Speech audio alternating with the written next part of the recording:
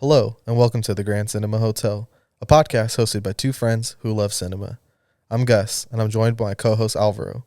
Tonight, you'll be staying in room 164, Creed 3, directed by Michael B. Jordan. So go ahead, get comfortable, and throw on that Do Not Disturb sign as we fight a rival from the past with Creed 3. I'm coming for it all. He's not gonna stop. Then you make him. The one and only Adonis Creed, you're the best pound-for-pound fighter in the world. 3 years ago. It's been a minute since you've been out in these streets. When I walked away from boxing, I walked away with some unfinished business. You see that man right there? Do you remember him?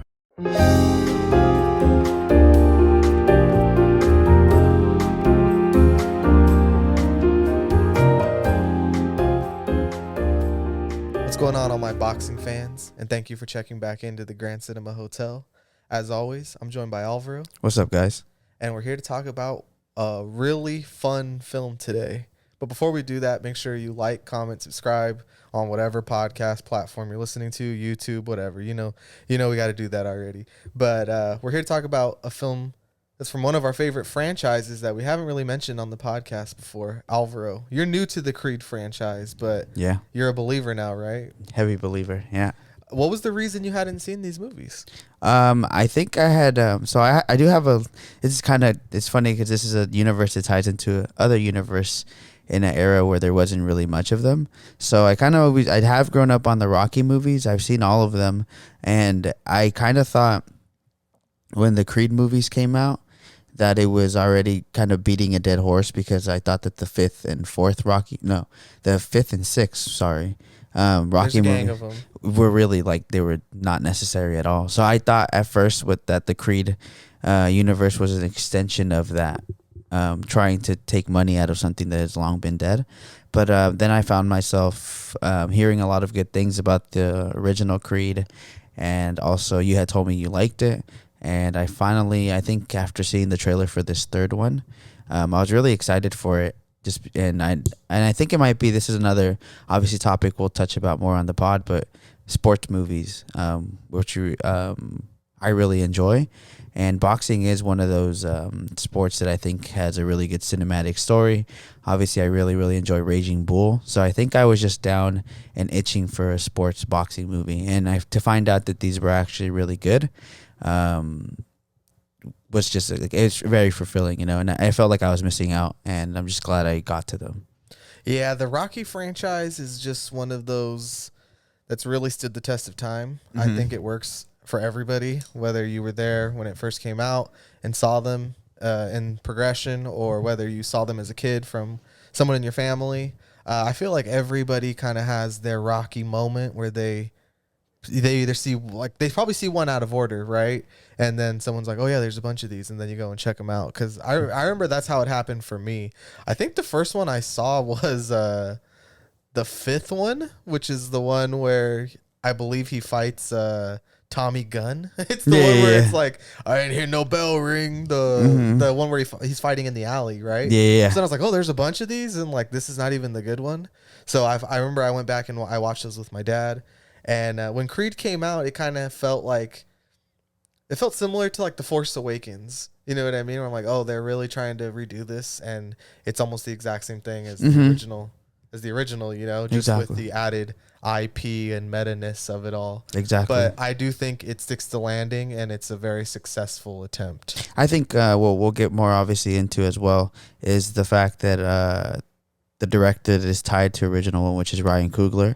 I think he's such a great director that this series has been able to carry through a lot of what he established in the first film. And I guess as somebody who had already thought that the Rocky movies were done for, I didn't think that's the direction that MGM was going to take on these movies. I thought it was just, like you said, as they say, cash grab.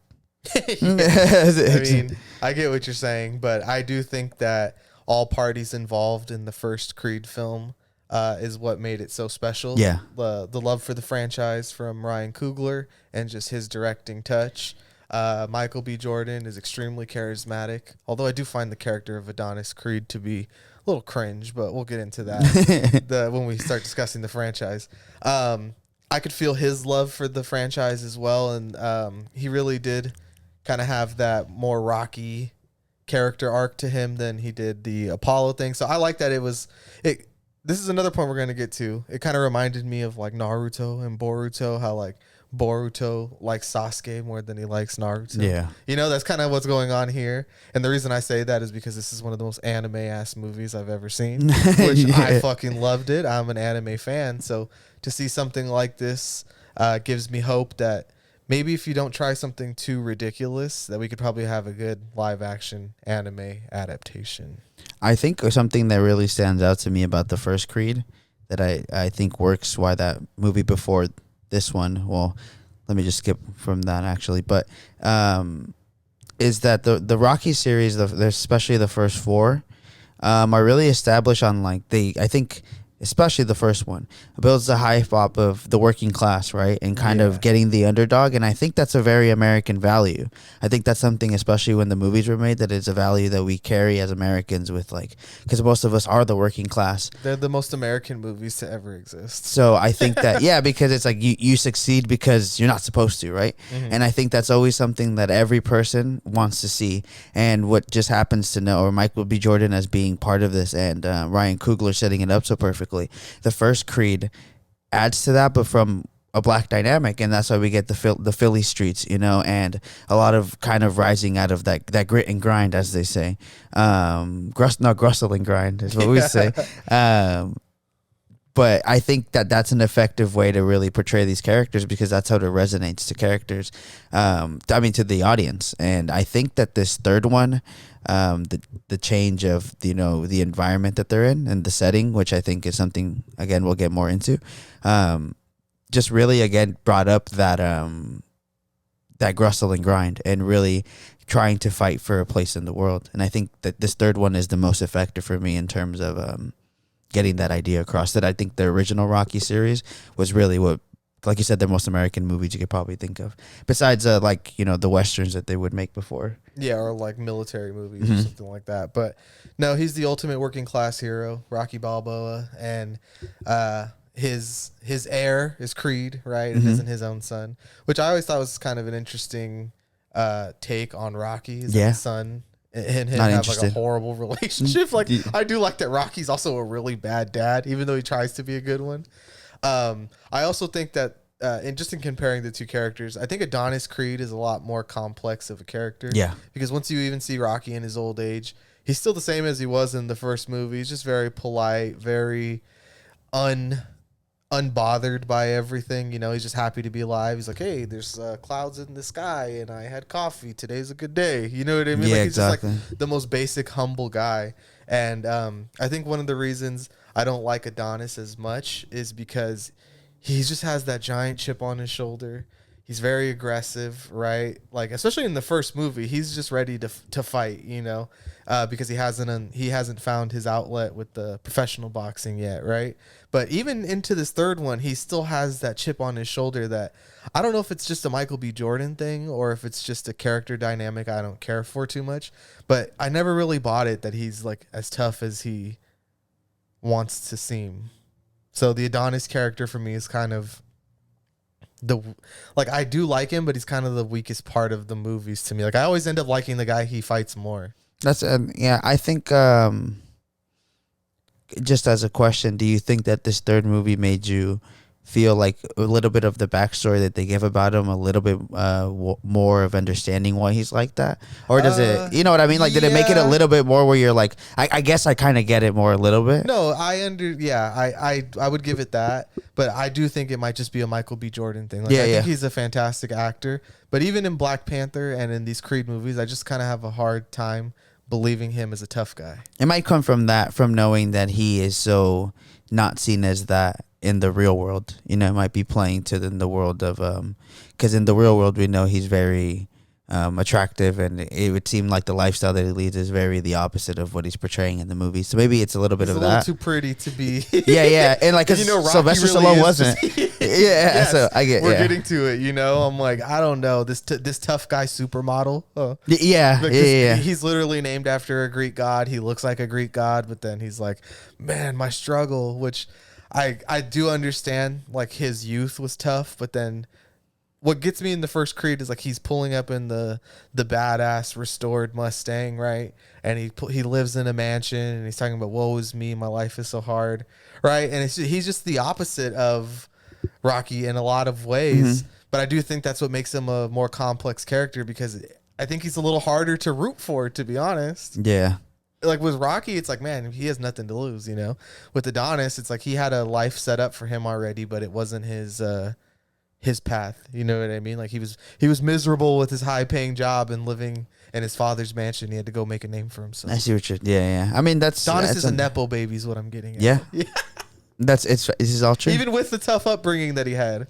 I do think that, God, I feel like I sound like a boomer, but like seeing the choices that he made, even once he was brought back into like having the family dynamic, like him still choosing to make the choices he did in this third movie, I'm just kind of like, man, like what are you doing? You know? I see. Yeah. So I just think it's because he's fake tough, and when you're fake tough, this is the kind of things you have to do. But I think try to like make yourself feel hard. You know what I mean? I get you, but I think it's really impressive that regardless of these issues that you may have with the Adonis, that the films are so good that even though it sounds like it might sound like a heavy complaint, it's not enough to deter you from like you thinking these are really good, you know? No, these are just nitpicks, like small things. Yeah, like, exactly. And just because I'm comparing him to Rocky.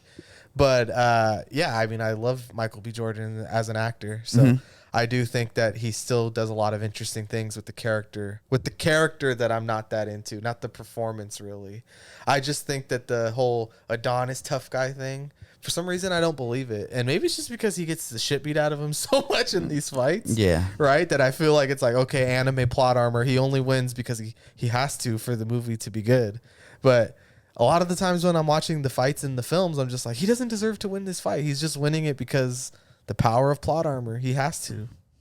I get you. I mean, and I think that's why the movie is good, because it always does make you feel like it's not an opponent that is set up there to lose for him. He does always feel like out of nowhere he pulls the last punch and he gets that 90th minute header. Rocky was an underdog like that too, right? It was always like he'd get hit. He's like, you're like a volcano and then you'll explode, right? But I don't know. But because I think what you're saying, it's easier to believe that Rocky had the underdog story, because in each one of the stories, each one of the movies, he loses something, and ultimately he loses Adrian, right? So I think that the dynamic that he has there, what he loses, he's came from the bottom, he rose, and then it's all free fall from there. And I think that dynamic, like you said, into end, that he doesn't even have a good relationship with what is left from his marriage, his son, I think is what makes him a tragic character. And I mean, he loses Apollo, right, his best friend in one, and then he loses Mickey, and in each one of them, it's like you do feel like those losses is what make you, yes, he's not supposed to win right now because he's down bad, but because he's Rocky in these movies, the plot armor is what makes you really feel like this is what it's like to be American.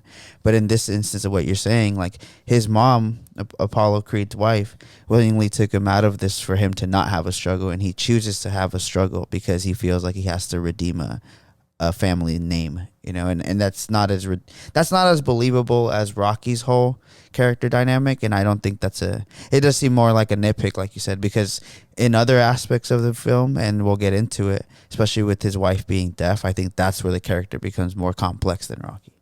Yeah, like his family ties. I do like that the stuff with Tessa Thompson, and then the actress in this third movie. I don't have her name in front of me, but she was very good as well. So I do like the family dynamic stuff.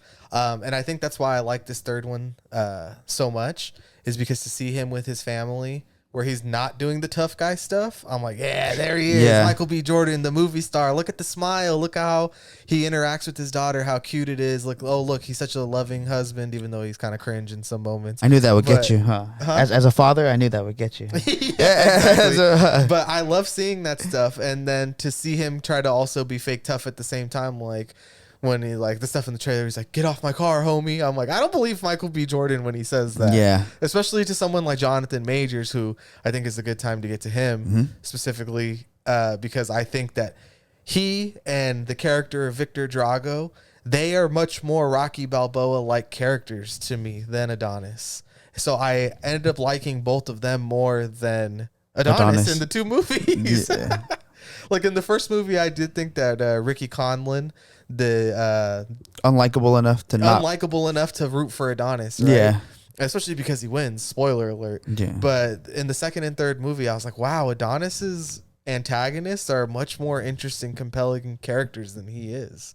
I did feel like by the time the first Creed ended, that it was kind of like, well, that ties that up. I just love that every so far antagonist in this film has felt like Thanos. Like to me, like, well, he's kind of right. Yeah, that's a way of putting it that everybody will understand. Yeah. But yeah, you're like, damn, Jonathan Majors kind of had a point. Yeah. Victor Yeah. Drago is way more fascinating to me, of like the redeeming the family name. Like I actually think that works better for the Dragos than it does For even the Creeds Creed. and the Balboas. Yeah. So, yeah, but anyways, I thought Jonathan Majors is by far the best character in the entire franchise. Like, Yeah, even, by far. even Sylvester Stallone included, the original. Yeah. He's the OG.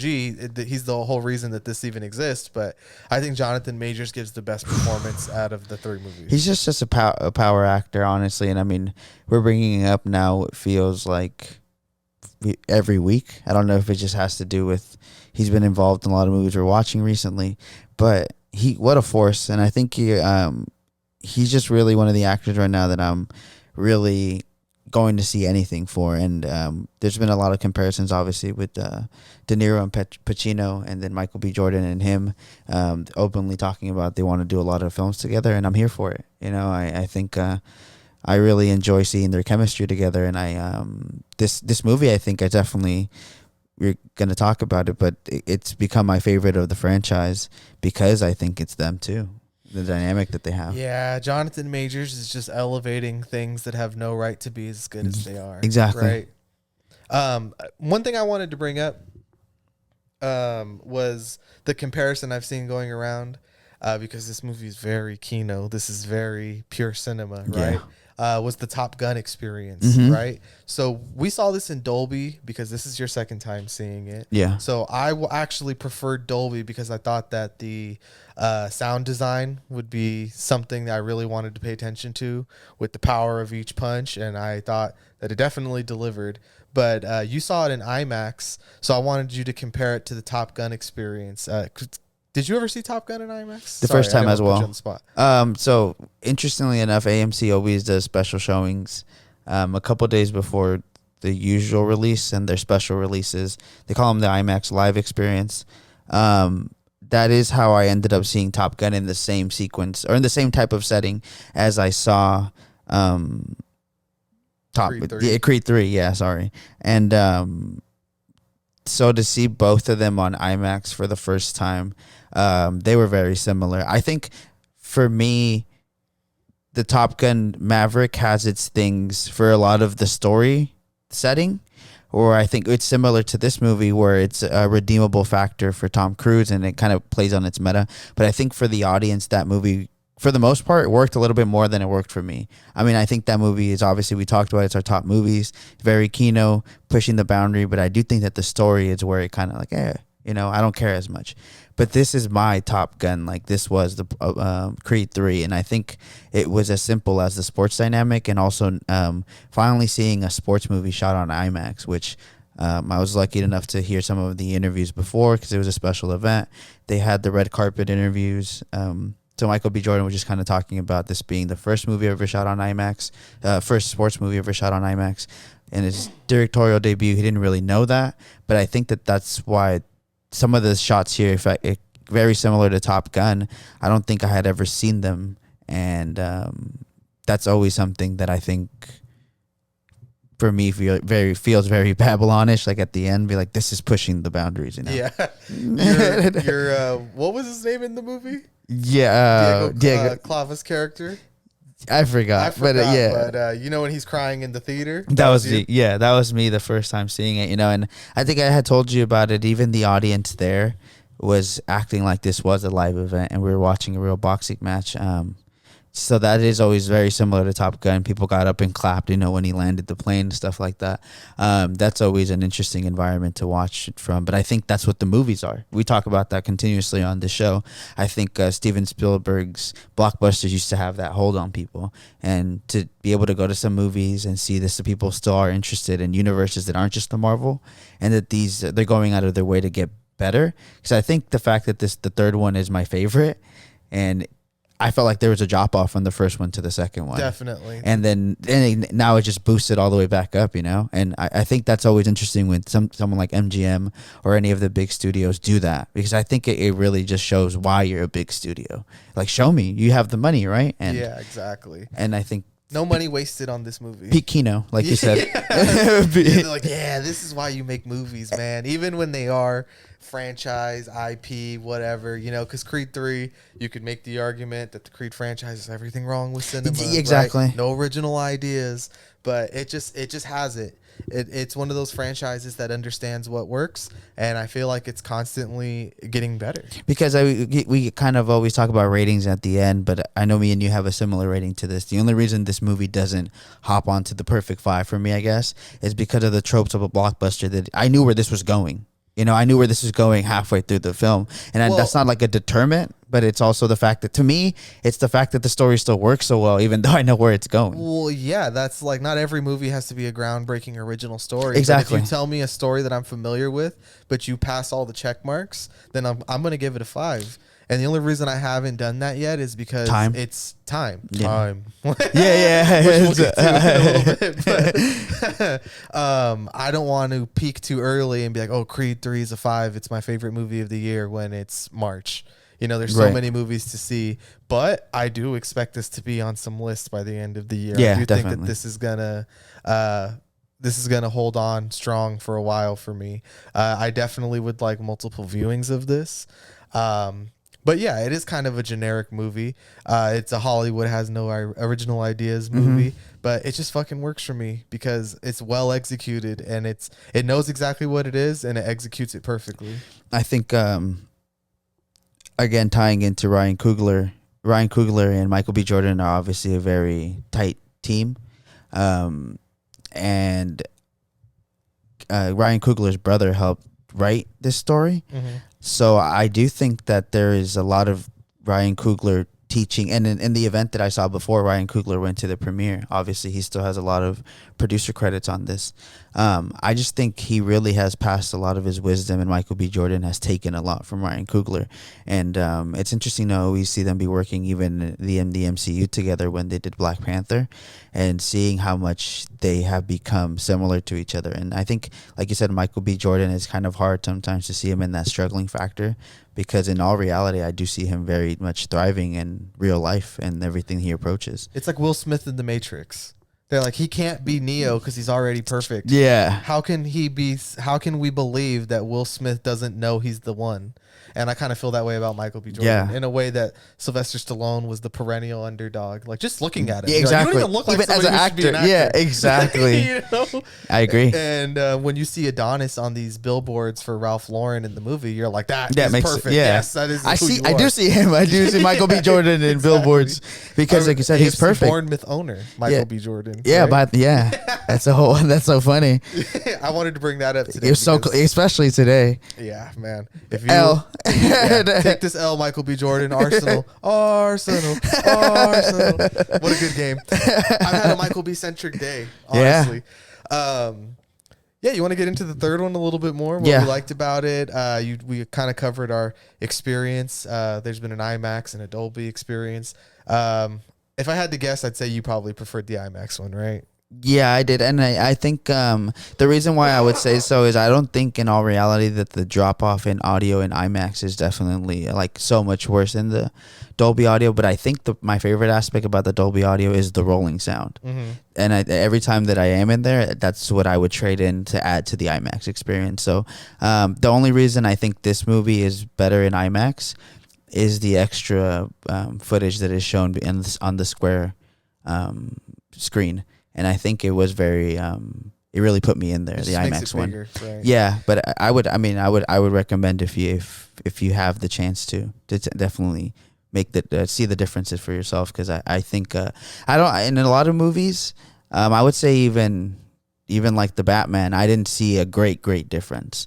And this one, maybe I enjoy the movie so much, I'm like, give me all of it. And the only one that I really noticed it like a lot was the shot where Adonis's young character is running away in a very street that me and you have gone down with the palm trees, very iconic at night. I think that scene makes South Central, oh, that's not South Central, or I think actually it is, makes it look very iconic. And I think that's something that Kendrick Lamar has probably done. The only other person I can think of in like a music video, but on IMAX shot those same streets that we've gone through is insane. So I would say slightly choose the IMAX, but it is not too crazy of a difference. Yeah, I just think, not that I have a preference, but the rolling audio does make me feel more immersed than the picture, because I remember so much of my life without IMAX. Exactly. That it was never like I wasn't not feeling immersed before IMAX. It's true. You know what I mean? It's like the screen's already pretty fucking We're not big. talking, yeah. Yeah, it's like we're talking about the TV to the theater experience. We're talking about a slightly bigger screen. So the audio for me, when it, I can hear it all around, and especially in this movie with the punches and the sound design of like, there's a moment where a mouth guard comes out, and it's one of the most gruesome moments I've ever seen in a sports movie. That's for sure. Yeah. Stuff like that. That's what really gets me and makes me feel just like I'm really there living it. Or I guess I felt like a spectator at this boxing match. And it was just, I can't believe Michael B. Jordan is such an inspired director. You know, what I mean? But obviously, let's get into it, because I do got a lot to say. Go ahead. Honestly. Well, where do you want to start? I guess we should start here, but I wanted to say something that really stood out to me here in this one is a lot of every of the Creed movies so far before this had taken place in Philadelphia. Mm-hmm. Michael B. Jordan is a heavy LA native, like wannabe. He's been here for a long time. And he's really indulgent to the culture. He's from New Jersey, though, right? Yeah. He's not from here. But I think that this was a love letter to LA, honestly. And I think that the fact that LA kind of is its own character in this movie is something that maybe it's the bias that we're from California, but it's something that the same thing why Straight Outta Compton works for me. I do think it's struggle that I've seen in real life, people that come from this area, and I think the fact that the way it's used LA as a pushing motivation here is really impressive. I think that was the first thing that really stood out to me. A lot of the scenes in the cars that they drive, the era that they're in, the music that they're listening to does feel very like lived in. I do feel that it's part of a period piece. Mm-hmm. Some pieces of the movie take place in like 2002, I believe. Yeah, which looked period accurate, right? Exactly. I remember the time. So very nice. We've always talked about before, like the Mercedes Benz they have in this car is one of like the coolest looking cars of all. Like cars in that era look so cool, True.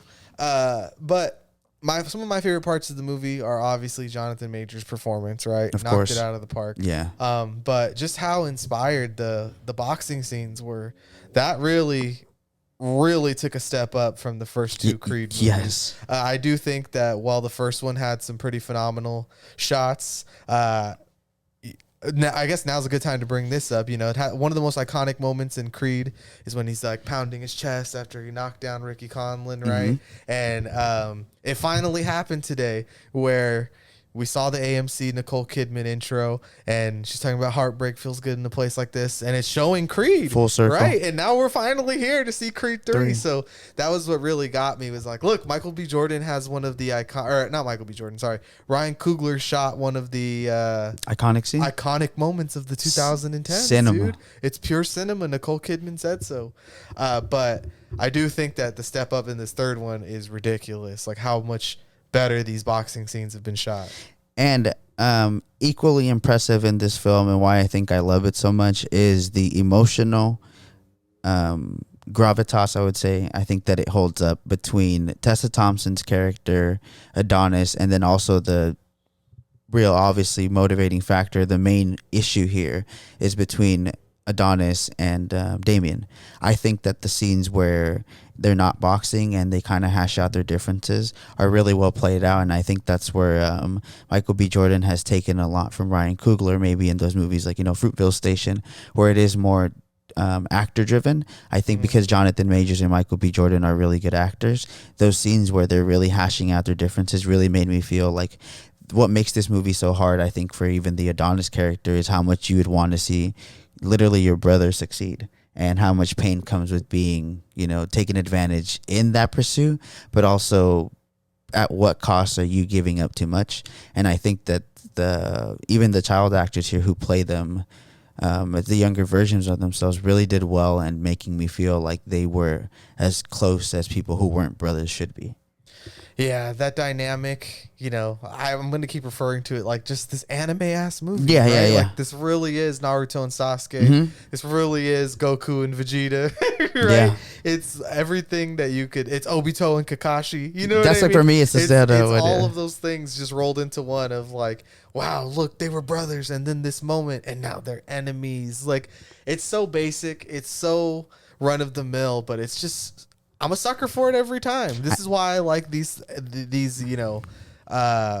bro down moments in movies of just like, man, that was his brother, and then he fell for the crime. For him, he did it for his homie. You know what I mean? And then to see like like some of the factors of why even Adonis might feel disrespected or made taken advantage of by his mother in this, because of that same dynamic. I think that's another crazy part, is that every relationship that Adonis has in this movie is being kind of put to the test here, even with Little Duke. The fact, and I really enjoy his I really enjoy his presence in the film as well. I think he a role that doesn't necessarily need to be that well. I think at the end he has a speech that he tells him about, be Adonis. And I think it really lands. So I think that is another big thing, is that every person here, every actor here, every person in this franchise is really invested in their character. So Little Duke, who you're referring to, is Wood Harris. He gives such a good performance in these movies. Yeah, he does. He's like a perfect character actor. I totally believe him as a boxing trainer. And he has a lot of his role in these films has always been to kind of center Adonis and bring him back to reality when he gets, a little too far into his attitude, or when he's down on himself. He's kind of the anchor in Adonis's life, really. Mm-hmm. And the first Creed, he doesn't want to train him, I believe, right? That's the dynamic. Yeah. Yeah. So he's not good enough to train there. yeah. And then now in this third one, we see that he's known him even since he was a very young child, right? Like 13 years old, something like that. Yeah. So to see some of this off-screen work, that we didn't know about, to now being in the film and like adding to their character dynamic, I think it just really makes it a stronger bond between the two characters, and kind of emphasizes something that maybe in a worse movie would just kind of be a role that was an afterthought. They would think, like, okay, he's the trainer. He tells them motivational stuff, blah, blah, blah, blah. But I do think they added more, they added more lore. Yeah, because I agree with what you're saying, because we see scenes here where he sees that they know each other, and then later he makes a comment about, you don't owe him shit. And maybe if in a worse movie you didn't know that he knew him as a kid and how close they were, you'd be like, he just says that because he thinks he knows him and he's helping out a friend. But he goes like, no, I know he's showing you what kind of person he is, he tells him. And I think it just holds so much more weight, because in those small 15 minutes that Michael B. Jordan took as a director, or they took to write those things in, that is just much more effective. Dude, it's all the anime stuff, dude. Yeah. He did the One Piece thing where he was like, he's like, I left this part out. Every character's important. Oh, he actually's known him for this whole time. Like, you just didn't realize it yet how important it was to the plot. Yep. I mean, like you said, maybe it's just we're suckers for that type of story, but I don't find myself even because we went with my brother, and you guys obviously watch anime much more than I do, but I'm not against animation, and that's the reason I like it so much, is those kind of Hollywood story arcs, honestly, that it has, and to be able to see it put so much into this movie by obviously Michael B. Jordan is a big heavy component or lover of anime. To see it pulled off so well, I think, is why I feel like championing this movie. They always talk about how it can't be pulled off well, but I thought it was pulled off really well. He pulled off he has a lot of power within the franchise, obviously, but since this is only his first movie directing, I didn't want to say it like that, but he has made the perfect shonen protagonist trilogy. You know what I mean? of just these basic heroes journey stories that I'm like, yeah, you got me, dude. Yeah. I fucking loved it. I don't really have any complaints, honestly, about the film. The subject of the discussion might be shorter than I thought, because I have no qualms about this movie at all. There's nothing about the film that made me have any kind of sour taste, you know. I was completely satisfied. I will say I wanted you to talk on the pod about the one part where you thought Jonathan Majors' character was like, really, dude? And it was when they do the Showtime event and he's talking about. There's a moment in the film. Okay, I guess we can use this to. I like the break down conversation. Jonathan That's right. Yeah. Majors' character, right? So Yeah. we kind of been bouncing around it. He's one of Adonis's longtime friends from the past. You know, how convenient. We never knew he existed until this third movie, right? He took the fall for a crime that Adonis and him were involved in. Adonis has obviously forgotten about him over time, but you know, because much like Kang, Damian Anderson has nothing but time. Yeah. Right? So he has been pondering in the literal quantum realm, prison, what he would do once he got out, and how he would have a plan to become the world champion. He's a former Golden Gloves, that's like a youth boxing thing. I don't know if the listeners know that, how into boxing they are, right? Yeah. But that's like the youth boxing circuit. So he was like the highest rated prospect ever, and he kind of had his life taken from him, and has now been watching his one-time brother, now mortal enemy, live his life, right? Sasuke. Yeah, exactly. Very Naruto Sasuke, right? Very Goku Vegeta. So now that he's had the moment to spring his plan into action, all these things are coming to fruition now, and he finally has his moment where he gets to have a championship fight, right? And like I said, I don't know how much the listener knows about boxing, but if they've ever seen the Showtime like documentary show they do leading up to the fight, there's this funny ass moment where Jonathan Majors is like, I'm technically the longest hiatus in boxing history as the Golden Glove champs. You know, I was in prison for 18 years, and you know, they've been asking about me, and I just want people to know that I'm back. It's like, dude, literally no one knows you exist. It's like it's the funniest manufactured story that a reality TV show could come up with, right? Is they were like, yeah, he once placed 5th in his high school local water circuit polo competition, and now he's back. It was the one moment in the movie where I was just like, that didn't work for me. I guess that was why. This is my only thing about the movie that I didn't like, but it's such a silly concept anyways, that this guy who just got out of prison would be fighting a world champion. So I don't know. I kind of checked reality at the door, to be honest. Yeah, exactly. So I think another aspect that we talked about a little bit, we touched base with, was the relationships he has with Tessa Thompson and his daughter, which is played by Mila Davis Kent here. First role, she's deaf in real life. She's a deaf actress.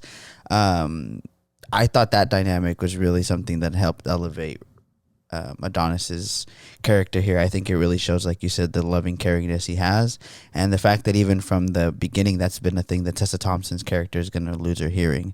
To see how Tessa Thompson's character is also going through the struggle herself in a battle of being able to, as a creative person, still express yourself when something is taken from you that you love, to be able to kind of make these small storylines that are the fact or on the side for Adonis give so much care to, I think is what makes me feel like everybody who works on these films really cares about these movies.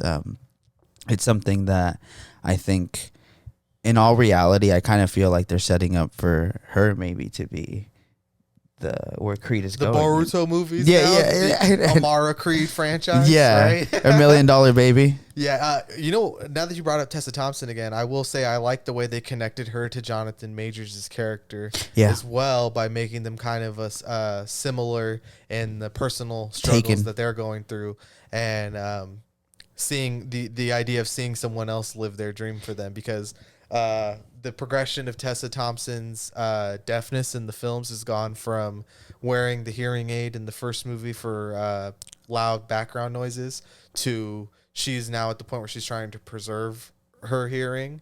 So she's now just a producer, which I just to be a hater, I was I was like, she's an industry plant, dude. Fucking Creed got the bag when he fought Conlon, and then now all of a sudden she's the most famous music artist, dude. She's an industry plant. Yeah. Just like Adonis, Nepo baby. This is not a struggle franchise. You guys are trying to tell me that this is a struggle. This is excellence. Yeah. You're like, this is a power couple. He's the world champion, and she's like the hottest producer on the radio. They're like, man, fucking life is so hard. It sucks. Yeah. I mean, I get internal personal struggles, and because my dad got killed in the ring. This isn't a fucking take. You know what I mean? I'm just messing around. But like I said, I could check reality at the door. I'm just 4D chessing the take. No. I'm just getting ahead of the curve. Because I have nothing to complain about. You know, I'm just excessive. putting these ideas out there. You know, maybe someone else will start the Creed hate train. Yeah, not me. Know? Not me though. Some people. But yeah, that dynamic I think is something that the movie doesn't necessarily even need, but it definitely becomes better because of it. And like you said, just how much more evil the antagonist comes off as when you connect to the secondary, character here who is as close to the main character, I think.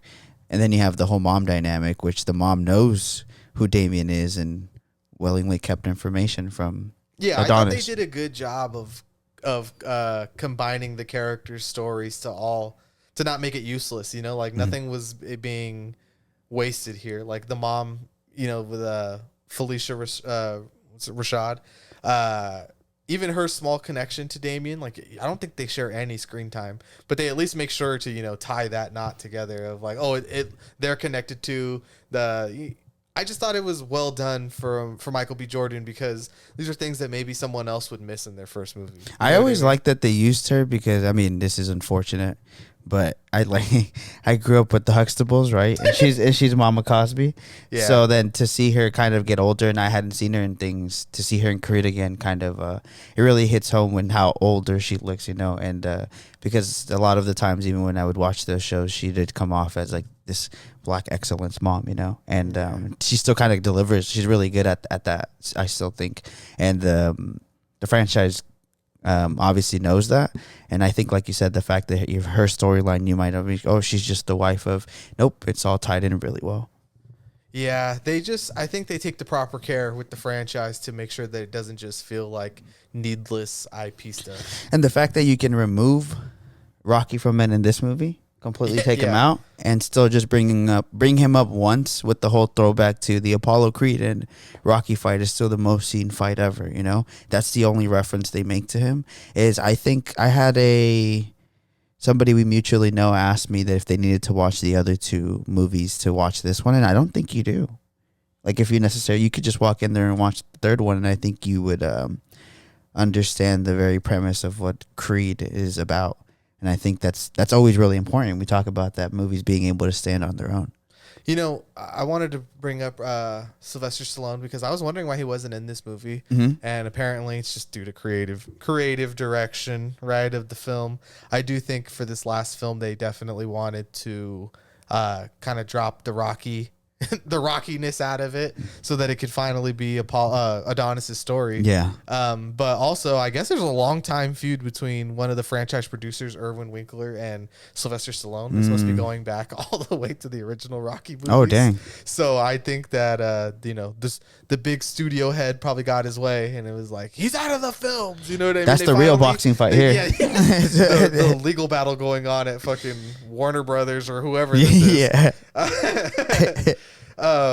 It's funny that he finally lost too. They're like, got your ass. Like, yeah. And guess what? It's good, huh? Yeah.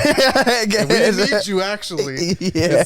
It's kind of sickening also. You know what I mean? Like, wow, this is everything wrong with Hollywood. Yeah. They took this fool out of his own things. One of the most meta moments in the entire movie, I thought, was when Adonis was training. And he runs up the Hollywood Hill. Yeah. There's the Hollywood sign, and he screams all loud. It's supposed to be reminiscent of when Rocky's like traversing the mountaintop in Rocky IV to fight Drago, and he goes up to the top and he screams. But it just felt so meta because it's like, look, it's Michael B. Jordan screaming that he's conquered Hollywood because he's standing at the top of the Hollywood sign exactly. screaming, you know what I mean? I was like, wow, Kino. this is peak. Yeah, this is peak. Like, this is why we make the movies, baby. Yeah, like, wow, this guy's really just flexing. Yeah, I appreciate it. I think obviously this it's gonna be for both of us. I'm assuming, but the favorite aspects of the film are obviously the fighting scenes. I think they're just honestly, I'd have to sit on it more, but probably the best fighting scenes I've seen all ever. boxing movies need to use this as the formula. Yeah, like obviously we brought up Raging Bull before, and Raging Bull, Martin Scorsese, really outstanding work. Still, nothing looks like that either. Yeah. Who knows how they did that? Exactly, and the lighting that they did is very. So that's the only reason I'm over here being like arguable. But the fact that this was shot on IMAX cameras and the inspiration that Michael B. Jordan took from it, I've never seen this before. Yeah. I mean, even there's a moment in the film, and this is an anime reference, where apparently Creed has the Sharingan. You know, Yeah. He's developed. That's so sick. He's developed a Kekkei Genkai. I wanted to bring that up too, fucking actually. See into the future, right? And he can predict his moves and stuff.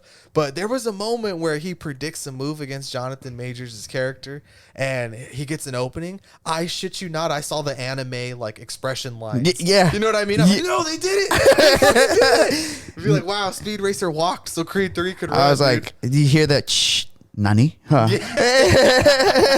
Oh man, He was like, I was just so satisfied. he was like, man. buck. Yeah, dude, I really don't have too much more to say because like I was satisfied. Like, wow, it was good. I wanted to loved bring it. this up to you because it's obviously we've talked about reading, or I always like seeing what other people's complaints might be about a movie like this. This movie is receiving really well critical reviews I've seen, but one issue that I saw with people of why they think they don't like this movie maybe as much as we do is they think that the third act, the fact that some of these rounds go into, they kind of get fast forwarded, and the way that it's done, they think that they kind of is anticlimactic. But I wanted to ask you about it because for me, it's the fact that I've never really seen that approach and what it's referencing to. And to me, it kind of felt like they were duking out their personal. It didn't matter if they were fighting it very equal to in Rocky, where at the end, Apollo and him are fighting in a very small gym, just them two, duking out their beef, or if they were fighting in front of the world, which in here, Dodger Stadium looks like it's just packed, right? Mm-hmm. I felt like it was more effective to me, the fact that we didn't have to sit here round after round after round, because I've seen the first one do that. I've seen the second one do that. I've seen every Rocky movie do that. Every boxing movie does that. So I wanted to ask you if you could see that point, or if you agreed or disagreed with that. I disagree, even though it's funny because I'm like, I understand. Yeah. The reason I do is I think it's because it becomes a little bit of the superhero stuff. You know what I mean? Like it becomes a big CGI fight at the end. But also because it's referencing so much of what I love about anime, which is the battle sequences, which is kind of like the whole reason they're even making these things. Yeah, right? yeah, exactly. Is to showcase the beauty of this violence, right? Yeah. And how well done and artistic it can be when put in an artistic genius's hands. Yeah, You know what yeah. I mean? Of like, let me show violence in the most beautiful way. And I think anime just has a way of doing that. And then to have that influence on this fight. Like if you watch Naruto, it's like they were really in like a genjutsu, like fighting inside their souls. You know what I mean? Yeah. Like they were in another dimension fighting each other. This for is a when second. Obito took him and Kakashi out of everything that was going on. We're like, no, just me and you. Yeah, dude, it's like the meme's been going around about when like Itachi puts you in the Mangekyou Sharingan and you're in the infinite torture zone or whatever. Yeah, you know what I yeah. mean? So it was just something I really love to see. And I just think because I'm so biased towards the source of where all this stuff came from, that of course it worked for me. But if you don't like anime or you don't like these over the top like glorifications of violence that they're showing you on screen, I could understand why you're like, this is a dumb movie. It just came down to them punching each other. Because right? I mean, I think because I know that you partake in it, or you've seen what I'm going to talk about, is Naruto and Sasuke's fight. They always put it like on 60 frames per second right on YouTube, and it's always the sounds of what you're talking about so heavily. Blocks, kick. And because it's not something you could usually see in a real movie, because that's where animation stands out, it's something that those sounds stick with me of like, that's what it would sound like to get your ass whooped, right? Yeah. But the fact that this movie... It's a visceral experience. This movie has like boxers don't go like anime fighters is because we're human, and it actually takes a lot of stamina and strength to be able to be hitting at full amounts of power for 12 rounds. But the fact that this movie, when they go into their own realm to duke it out personally, they're just going heavy blow after heavy after heavy after heavy after heavy, really just made it, that's where it becomes a movie. And it's where you're wish, like, I wish this is what everybody wants in a boxing match. And to be able to see head ringing and just fists coming straight at you in the screen, I think to take those creative choices is what really makes this, honestly, one of my favorite movies that I've seen in a long time. Yeah, man. I was looking this up because I thought this was a great point to bring up.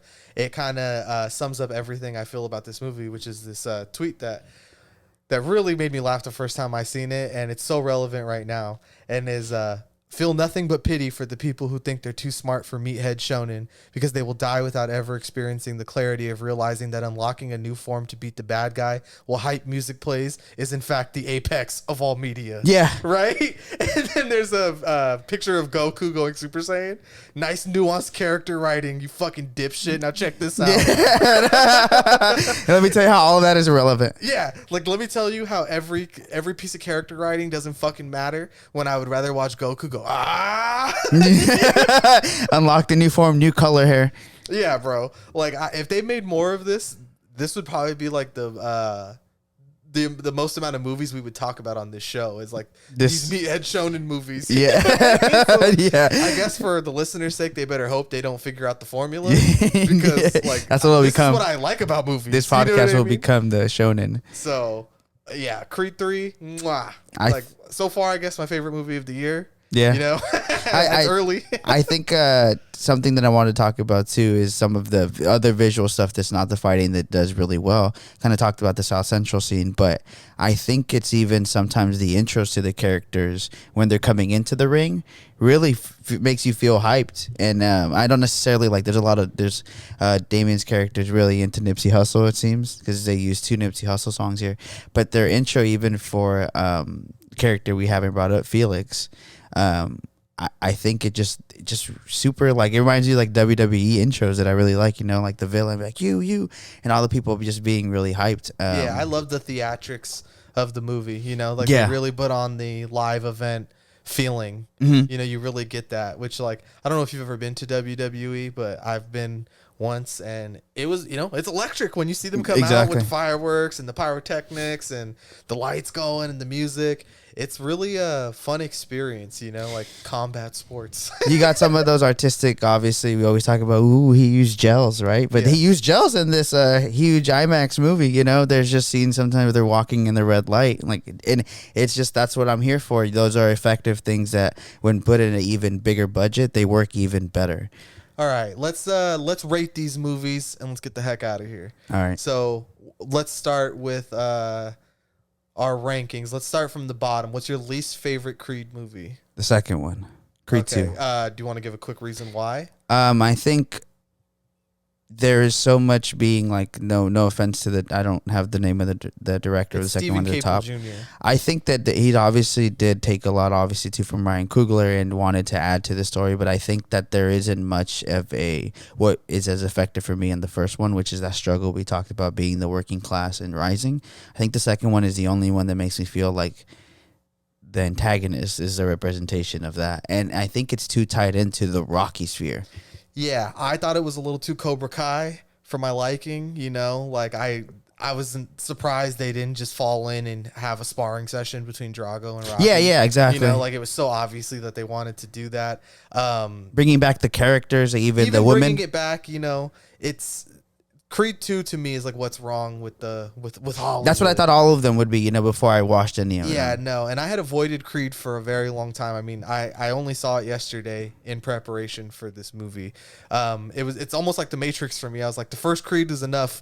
The story's done. You know what I mean?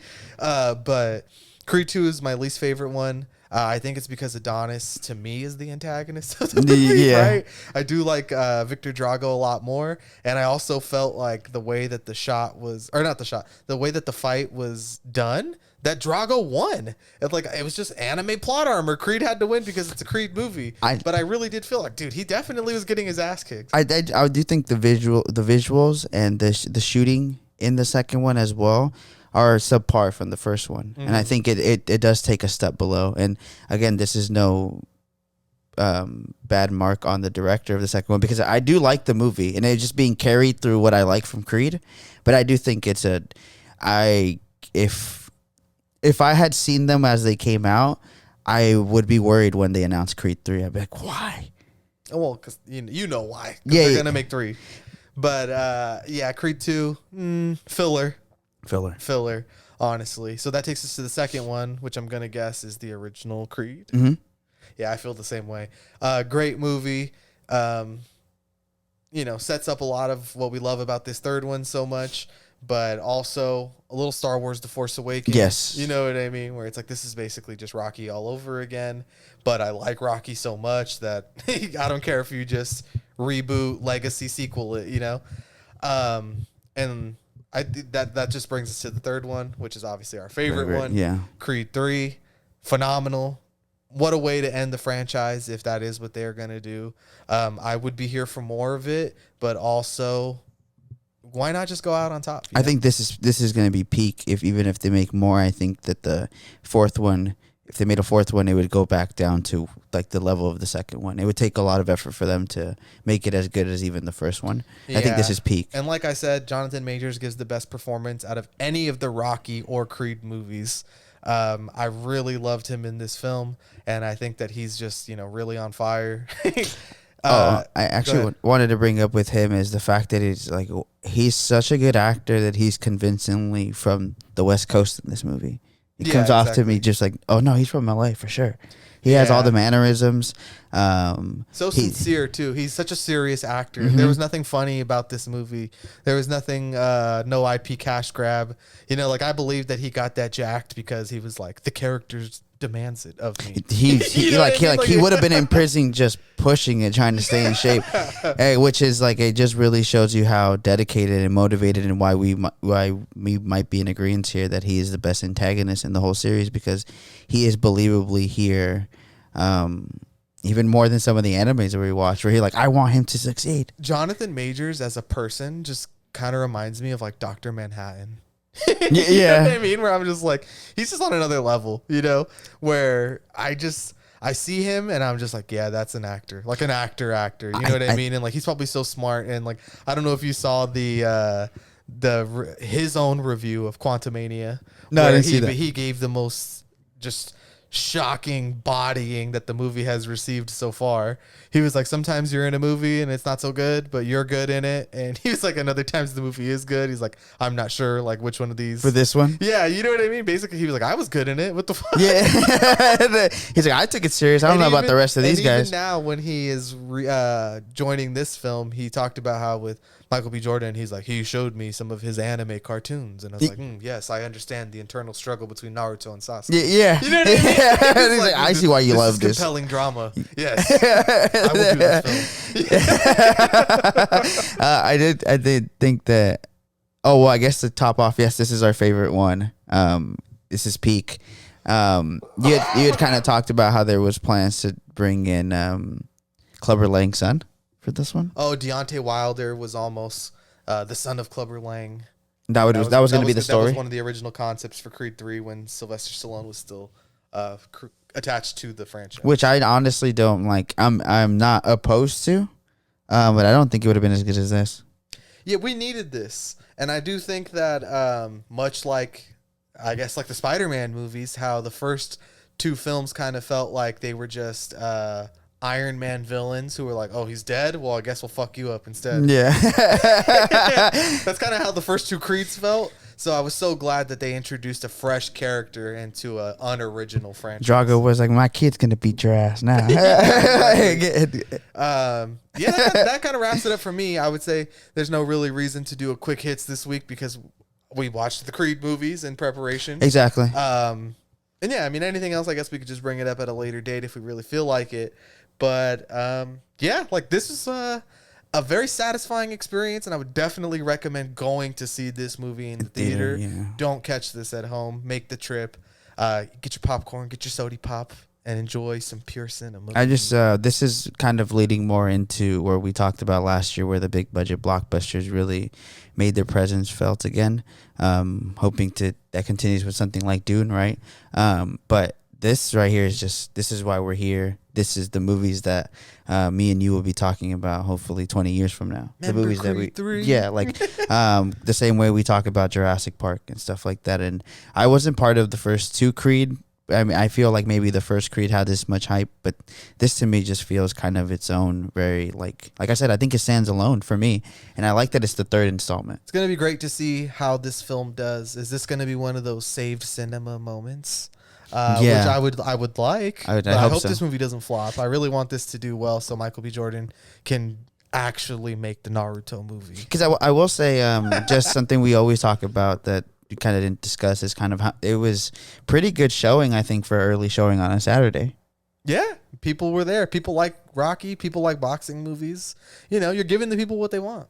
Yeah. They want Creed. And I think there's this movie, just like any other really good blockbuster, and Top Gun has a range of emotions, which a lot of blockbusters don't have anymore. Yeah. But it'll make you laugh, it'll make you cry, and it'll make you hoot and holler, you know? Yeah, man. So that's our review of Creed 3. Thank you for checking back into the Grand Cinema Hotel. As always, like, comment, subscribe wherever you are. Thank you. Bye-bye. Bye.